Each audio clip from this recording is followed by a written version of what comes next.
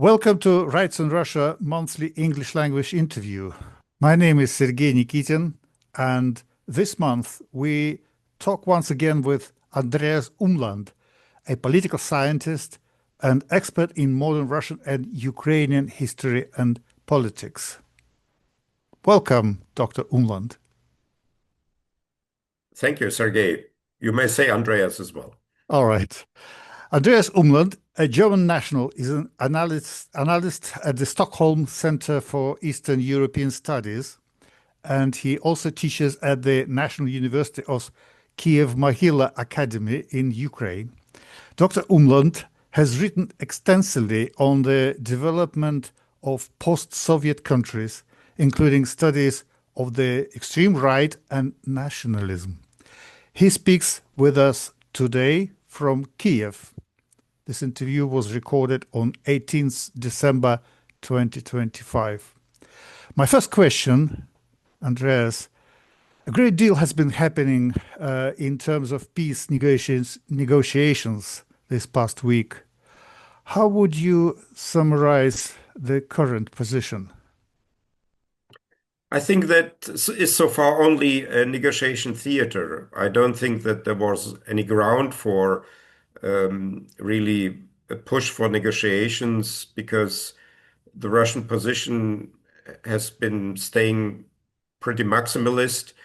The only positive outcome that I see here is that this coalition between the different European countries around Ukraine has been strengthened, I would say, in the course of these negotiations, and the positions have been made clearer. There is a declaration now, a statement of 10 EU countries and the presidents of the EU Commission and the Council of the European Union. And so, in part, that has been useful for Ukraine because it has clarified its relationship with the key European partners. But for the war itself, it hasn't meant much because the initial approach, I think, was the wrong one, that there was no pressure on Russia to actually seek a compromise. And therefore, Russia has just restated its positions, and we are not much further now. Talking about the participants of this process, we have been witnessing that not professional diplomats are involved, at least from the American side. So how would you describe Steve Witkoff and Jared Kushner as negotiators? Do you think they are competent enough? One is a real estate dealer, as we remember, and the other one is a relative, son-in-law of the American president. Yeah, that is unfortunate, but that is Trump. These people are Trump's choice. I don't think that was a principal problem for this. I think it was a problem for the negotiation and the communication, but the principal problem, as I said, was that there was no so far material pressure on Russia, or at least not any pressure that was for Russia significant. We have now these sanctions against Lukoil and the Rosneft, but their effects haven't yet really kicked in, and it's to be seen how they will be implemented. And once maybe economic repercussions of these sanctions will be seen, then it may make sense to start new negotiations as well. But you're right, the choice of these negotiators is unfortunate. This is not their profession. I guess what would Mr. Witkoff say if diplomats would suddenly enter the real estate business and try to have some success there? It's not his sort of métier, not his milieu, and yeah, but that is Trump's choice. I mean, we cannot do much about that. In any way, I don't think at the end of the day it played that much of a role because even with professional diplomats, I don't think this would have left too much, led too much. Do you think that Russia replaced Sergei Lavrov, who is a diplomat, with two individuals who are not diplomats, Mr. Ushakov and Dmitriev. Do you think it was kind of a response to American side, or was it a special choice? Yes, at least in the case of Dmitriev, there is a sort of uh, certain congruence that Witkoff is a businessman. Dmitriev is also, um, at least Putin didn't include any of his daughters into in the negotiations. I mean, yeah, as I said, I mean these are all these sort of on the surface some strange things, but at the end of the day, even if we had like long-term professionals there in place, the initial conditions were such that these negotiations were doomed. Okay.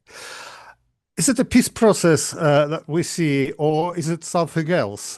For example, an attempt to force Ukraine to accept Russia's land grab. In part, it looked like that, and not only to accept the already, so to say, executed land grab, but also to actually hand over more land. The remaining parts of the Donbas that have not yet been occupied by Russia. My suspicion is that Trump really doesn't care much about the way a peace is achieved. He wants to have a peace because he wants to have the Nobel Peace Prize and to fulfill his election promise and to have present something to an audience in the US, which is growing increasingly skeptical of him, as we know from the opinion polls. So, uh, so one of the strategies of Trump was to pressure Zelensky to agree to land grab or even hand over more land and sovereignty and so on. But that was also unlikely to happen. So, for me, it's a way a mystery why this all this happened because it's I think now for Trump at the end it will be just a problem rather than a solution as he perhaps hoped because he spent so much energy in on this and met Putin and so on. But so far the attacks on Ukraine have increased rather than decreased during the negotiations. We all read a lot of history books, and from your view, how applicable is the historical comparison with Hitler's Germany?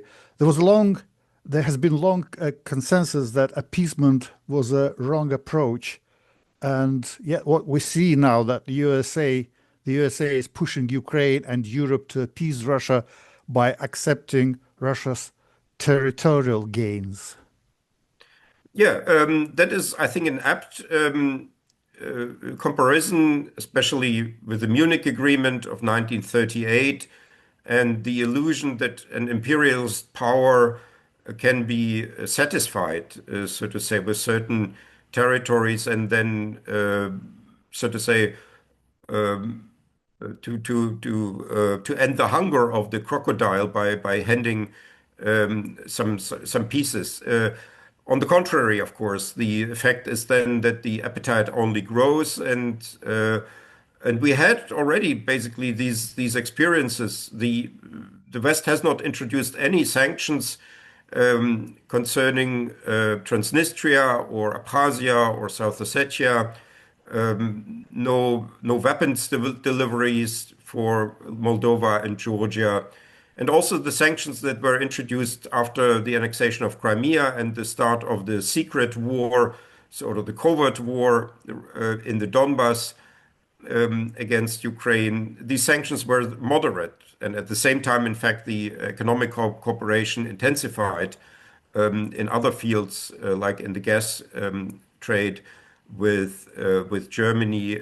So we had already these numerous attempts to satisfy the territorial demands of Russia, and it has only increased the ambition for more. And now we are in this large war. I think a primary reason being for that the earlier attempts of Russia to controlled territories outside its own state have not been punished and limited and contained. And so, so this is just a continuation of these earlier attempts. We don't need actually the German history to know that this does not lead to much. You can even just refer to the post-Soviet Russian history. But indeed, the German history is, of course, also instructive in that this appeasement then even led to a world war, and in that way, it's also a mistake. In that that this Russian-Ukrainian war could escalate into a world war. What do you think is Trump's motivation? He seems keener on getting Ukraine to surrender than to achieve a just peace. Yeah, at times it looks like that. Although I think he may have some grudge against Zelensky from his first presidency when this telephone call with Zelensky then became the pretext for an impeachment. But at the end, I think he doesn't really care that much about Ukraine. But he simply saw that Putin is not ready for any compromises, and he simply communicated then to Zelensky the Russian demands, and hoped that Zelensky would be scared enough to then back down and then to basically agree to these Russian conditions. But that was, I think, ill-informed. That seems to be, in general, not only concerning Ukraine, but also concerning Russia, a problem of the White House, that there seem to be very few people who know about anything about these two countries and about this conflict. And so that's why we have these strange, documents and demands and the miscommunication. Right. Yeah, we all remember Trump's description of Crimea as a island which is surrounded by the ocean. Yeah. Yeah, right. So we know that Trump's family has been enriched itself since Trump returned to office. Do you think there is an economic aspect to Trump's wanting to bring Russia in from the cold? Yeah, I mean, there have been speculations about that for a long time. Basically, since Trump visited the late Soviet Union, and then his business fortunes improved in the US, and also already during the first presidency, and now again, and the presence of Jared Kushner in these negotiations could be an indication of that. Yeah, I don't exclude that, and that could be also one of the drivers of Trump's pressure on Ukraine, that he has been promised in Moscow economic gains from that. But that is, of course, a very risky also thing to do for Trump, because that could get him into jail, and that is also, I guess, a risk for Kushner. That times may change, and then if anything is then disclosed where private interests then interfered with these negotiations, that could be for the whole Trump family very dangerous. So let's see what will come out. So far, I don't have any information on any concrete promises or payments. The issue of territory seems to be non-negotiable for Ukraine and its European partners. Do you think that there ever could be an agreement to change the borders because of the aggression? No, I don't think that will happen. In Ukraine, people are against that because they understand that this will not be the end of it. Again, that will be just an encouragement to go for more. So the interest of Putin here is obviously not limited to the Donbas and to the southeast of Ukraine, but the ambitions go far further and maybe not only uh, on Ukrainian soil, but also concerning other former Soviet republics. So that is the Ukrainian understanding. The Europeans are also, out of respect for international law, against it. And one would think that the US should also be against it because this sort of change of borders would be then undermining the whole so-called rules-based order that emerged after 1945, because that would bring us back to the time before 1945, in which the the strong ones do whatever they want, and the weaker ones have to suffer whatever they have to suffer, as the saying goes, and and that is not in the interest, I would think, of the United States, because that would then be, of course, a motivation for many countries around the world to seek security through the acquisition of weapons of mass destruction. If you cannot rely on international law, international organizations, and international solidarity anymore, you then have to take care yourself of the security of your borders, and then the obvious choice for many countries could be weapons of mass destruction. Just to note that two countries that are nuclear armed, North Korea and Pakistan, are much poorer than Ukraine. North Korea is in absolute terms poorer and in relative terms, but Pakistan is also in GDP per capita poorer than Ukraine. So potentially there could be dozens of countries around the world that may conclude, if indeed this ends with a permanent territorial loss for Ukraine, that they need weapons of mass destruction to protect their territorial integrity and national sovereignty. If we take the issue of the elections, the US is putting great pressure to hold elections in Ukraine, whereas we know that there have not been free and fair elections in Russia, Yeah. at least since 1990s or even the late Gorbachev period. So, what would you think about elections issue? I think it's a topic that has been brought to Trump, I suspect, by Russia. Russia is pushing for elections because it will then try to disturb these elections. That is the clear intention here of Russia behind this push for elections, and that would be then an opportunity for manipulation.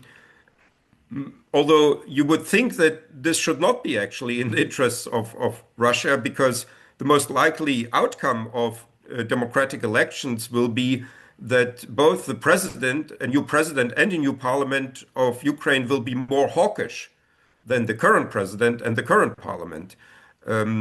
We know that from opinion polls that the military will most probably gain a lot of power.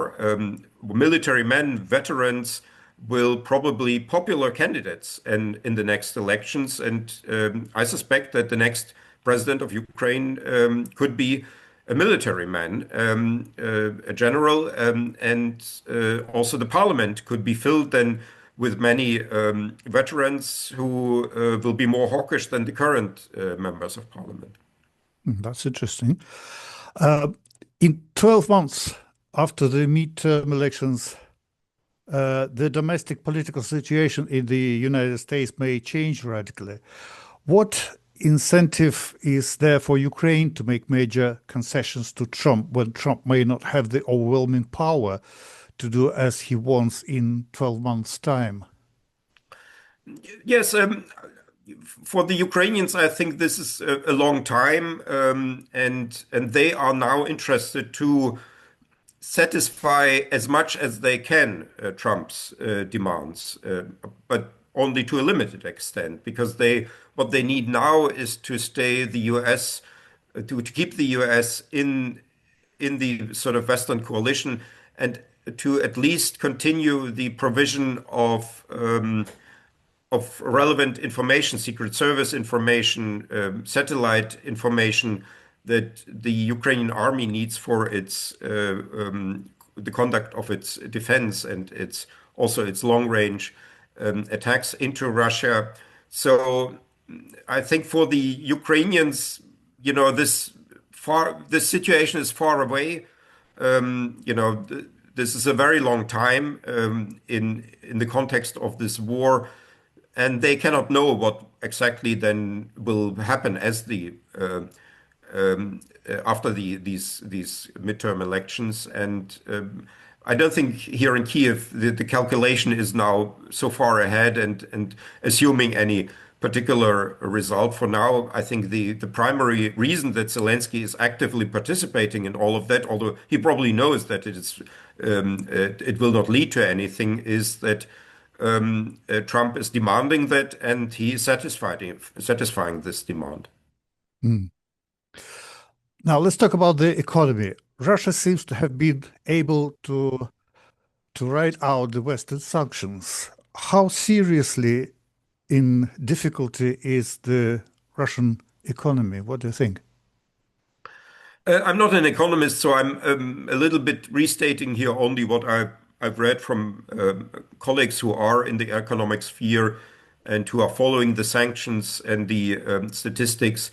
And what I gather from this information is that indeed now economic problems are starting to bite Russia, and that if these recently announced sanctions against Rosneft and Lukoil, the two largest oil exporting companies, will be implemented consistently, that could really lead to problems for Russia.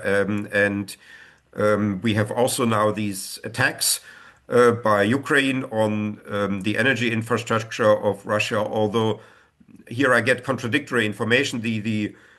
The pictures that we see are partly very impressive of large explosions and large fires, but I've also read that Russia has managed to repair much of this damage, or is able to use then other facilities and to replace the destroyed infrastructure. But with the sanctions so far, that is a sad story. We will now have the 20th sanctions package by the EU, and one wonders why all these sanctions are still being introduced and have not already been introduced in 2022. But they are accumulating, and the statistics now look much worse for Russia than 2 or 3 years ago. To some, it seems that China is the key to unfolding events. Without Chinese support, Russia's economy and military potential would be far weaker.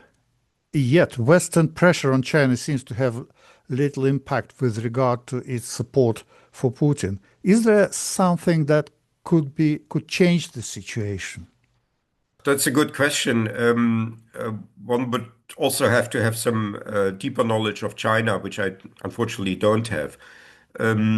China seems to be interested in this war, although China talks a lot about peace and has presented itself as a peacemaker. The actual material behavior of China indicates rather that it is interested in a continuation of the war, and maybe even not so much in a Russian victory than in actually the war itself. So that the longer the war goes, the more beneficial it seems it can be for China. And one of the obvious here motivations for China is to distract the US from the Pacific theater, and to let, so to say, the engagement of the military and also the resources of the military-industrial complex go into Europe, to Ukraine, so that it doesn't go into the Pacific region. That is one of the obvious interests in all of that. All of that can change. For instance, if the the situation on the front line changes, if Russia's economic situation changes, then maybe also China's behavior will change.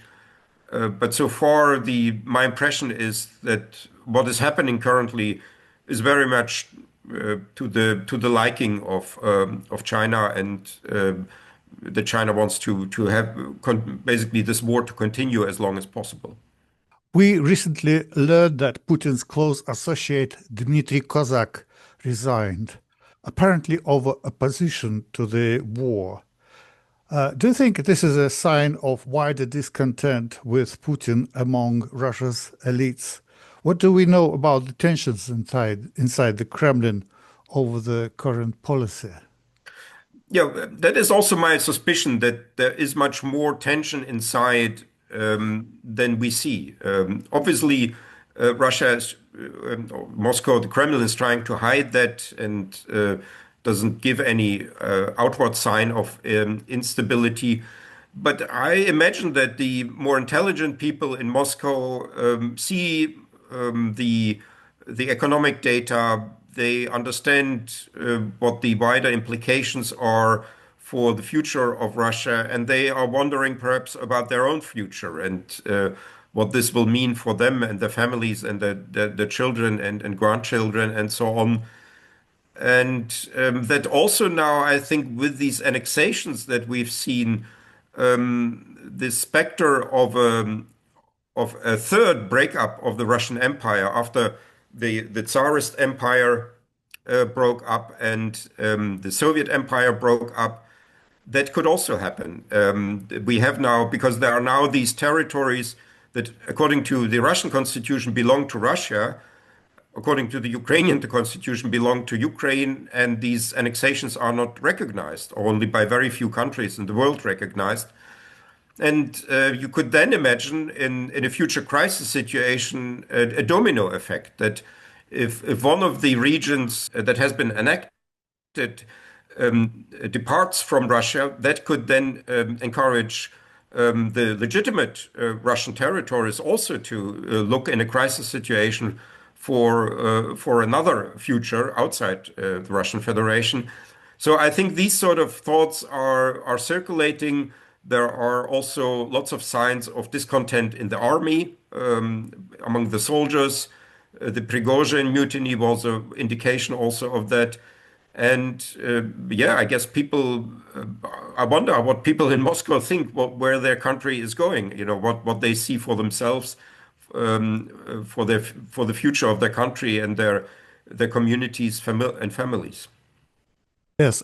Now let's return to the ongoing negotiations. What developments do you foresee in the coming months? I don't think there will be much happening because as I said, the preconditions are so far not there for successful negotiations. It will be going back and forth. For Ukraine, the key question will be whether the US will cut its support for further cut its support for Ukraine, and perhaps, as was already for a period of time, the case cut its provision of vital intelligence for Ukraine, or if even the sale of American weaponry to Ukraine via the so-called program, in which European money is used to buy American weapons for Ukraine, could be cut. I guess these are the two key questions for Ukraine. But I hope that this will not happen because it will also be unpopular in the US. And we know from the opinion polls that most of the Americans are on Ukraine's side and see Russia and especially Putin critically. So I would not think that there will be major changes in the next months. What we first would need to see is some sort of change on the front line in the Russian economy, in the Russian polity. If there any changes, then negotiations will make sense again, perhaps. But currently, I don't think there's any chance that they will get us anywhere. Thank you, Andreas. That's the end of my questions. I would be interested, what is your sort of feeling about where this is all going, and what are the trajectories that or the scenarios that we should expect for 2026? I think I would agree that uh, the Trump's pressure is particularly concentrated until the end of this year. And the reason is the Nobel Prize, because the Nobel Prize will be given for any achievements done in the year 2025. If he hasn't got any significant Okay. That's a good changes, point. Yeah, I forgot about that. Yeah. yes, Yeah. until 31st of December, then on the 1st of January, he will be no longer that active and, Yeah. vigorously pressing Ukraine. Well, let's hope, let's wait until then. Secondly, I'm really puzzled with the influence of the economical situation in Russia, because if you listen to one group of the economists, they will say Russia is coping, and we're talking about quite progressive economists like Professor Zubarevich or Inozemtsev.